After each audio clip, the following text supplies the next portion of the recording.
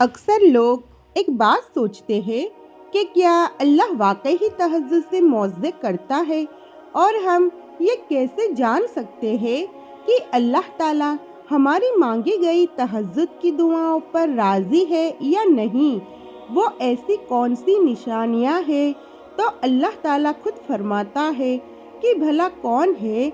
جو بے قرار کی التجا کو قبول کرتا ہے، اور کون اس کی تکلیف کو دور کرتا ہے، اور بھلا کون ہے جو ہواؤں کو اپنی رحمت کے آگے خوشخبری بنا کر بھیجتا ہے؟ یہ سب اللہ ہی تو کرتا ہے۔ تو اللہ کے سوا کیا کوئی اور معبود بھی ہے تمہارا؟ ہرگز نہیں، مگر تم کم غور کرتے ہو۔ یاد رکھو کہ خدا کی خدائی کا کارخانہ نہ تو اتنا وسیع عظیم ہے کہ اس کی ساری وسعتوں کا تصور کبھی بھی تم جان نہیں سکتے۔ دیکھو، اگر آج کچھ تمہاری زندگی میں ایسا ہو رہا ہے جو تمہیں تکلیف میں ڈالے ہوئے ہے، اور کسی من پسند چیز کا نہ ملنا تمہیں بے سکون بے چین رکھتا ہے، اور تمہارا دل شدت سے کسی معجزے کی تلاش میں رہتا ہے، تو یاد کرو وہ وقت جب ایک مدت تک نبی کریم صلی اللہ علیہ وآلہ وسلم پر وحی کا سلسلہ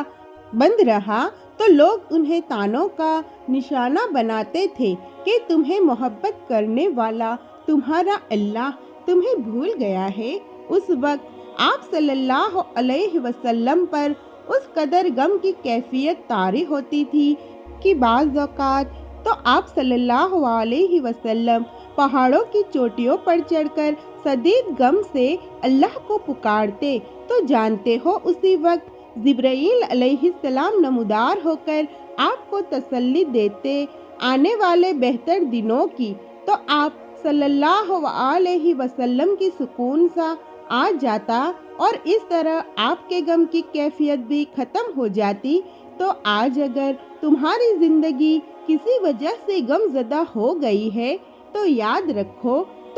رکھو بہت جلد اللہ وہ بڑی نسیم بھی چلائے گا جو تمہارے دل کو ہمیشہ کے لیے سکون سے بھر دے گی۔ اور جانتے ہو، دعا قبول کرنے کا طریقہ ایک یہ بھی ہے کہ کبھی کبھی جو تم اللہ سے مانگتے ہو وہ صرف ایک قطرہ ہوتا ہے، یعنی ایک چھوٹی سی چیز جسے تم اللہ سے مانگتے ہو، جبکہ کچھ وقت میں ہی اللہ تعالیٰ تمہارے نصیب میں کوئی خاص چیز، کوئی بڑی حاجت تمہارا مقدر کرنے والا ہوتا ہے۔ اگر تم نہیں سمجھ پاتے، قرآن خود کہتا ہے کہ تمہارا رب غیر محسوس تدبیروں سے بھی اپنی مصلحت پوری کرتا ہے۔ بے شک وہ علیم بھی ہے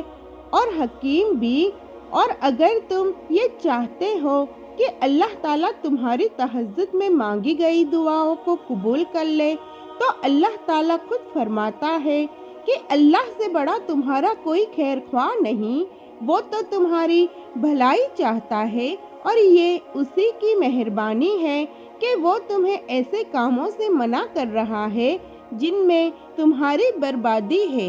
جانتے ہو، جو محبتیں اللہ کی حدود کو توڑ کر کی جاتی ہے، وہ ایک دن تمہیں بھی توڑ کر رکھ دیتی ہے، کیونکہ محبت وفا اور جفا کا وہ کھیل ہے کہ جس میں شیطان تمہیں ایک حسین اور خوبصورت سفر کا جھانسا دے کر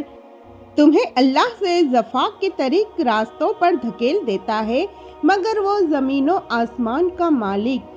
پھر بھی اپنی محبت سے بھرا خوبصورت بادل تم پر برسانے کا منتظر رہتا ہے۔ اور اگر ڈھونڈ رہے ہو وہ نشانی جو تمہیں موعظوں تک لے جائے، تو جان لو کہ تم اپنی امیدوں کے ٹوٹنے پر کمزور پڑنے کے بجائے اللہ کی محبت سے جڑ کر مضبوط اور مطمئن رہتے ہو کہ اللہ تعالیٰ کافی ہے، وہی میرے معاملات درست کرنے پر قادر ہے۔ تو وہ رحمان تمہاری زندگی میں حیران کن معجزوں کی وہ راہ دکھاتا ہے جو تمہیں بہترین اور خوبصورت منزلوں تک پہنچاتی ہے۔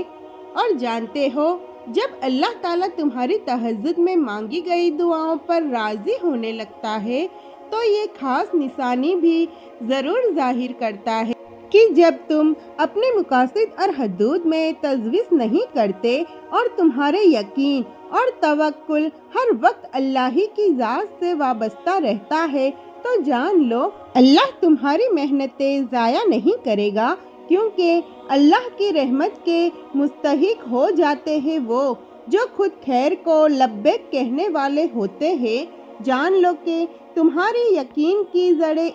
جتنی گہری ہوگی تمہارے رب کی عطائیں اتنی ہی سوردار ہوگی۔ مطمئن ہو جاؤ کہ تمہارے سجدے اور تمہارے آنسو ان قریب اداس آنکھوں کو